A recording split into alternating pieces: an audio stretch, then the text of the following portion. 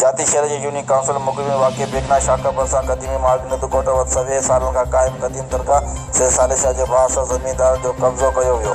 कब्ज़े ख़िलाफ़ दरगाह जे ख़िदमतगार फ़क़ीर आचार मल्ला ऐं दरगाह जे सवेर मुरीदर अक़ीदतमंदनि दरगाह ते बास ज़मींदार जे कब्ज़े ख़िलाफ़ हथ में प्ले कार्ड खणी एहतिजाजी मुज़ाहिरो कयो ऐं सख़्त नारेबाज़ी कई वई। उन मौक़े ते मुज़ाहिरीन कंदड़ मीडिया जे अॻियां एहतिजाज कंदे दाइंदे चयो त बास ज़मींदार दरगाह वेझो 4 एकड़ सर्वे ज़मीन आहे। उन जी आड़ में उहो क़दीम मार्ग नदुकोट जी सरकारी एराज़ी ते कब्ज़ो करणु चाहे थो। दरगाह जे भरिसां ज़मीन जे पाणी जे छंडण पुण कढी आहे ऐं ॾींहों ॾींहुं ज़मीन जी बदता दरगाह ॾांहुं वधाईंदो अचे थो, जंहिं करे दरगाह जे आसपास में क़ब्रिस्तान में पाणी बीठल आहे। जेका बि नईं क़बर ठाही वञे थी उन में पाणी निकिरी अचे थो। ख़लीफ़ो आचार फ़क़ीर मीडिया सां ॻाल्हाईंदे चयो त असां मुआसिर ज़मींदार जे ख़िलाफ़ दरख़्वास्त डीसी सुजावल खे पुण ॾिनी, जंहिं मुख़्तियार खे जांच करण लाइ लिखियो, पर काफ़ी ॾींहं गुज़रण बावजूदि असांजी दाद जो को बि दाद फ़रियाद न थियो।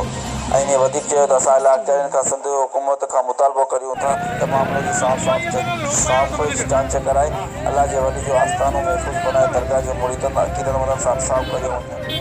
अब्दुल शाहीन न्यूज़ जाती।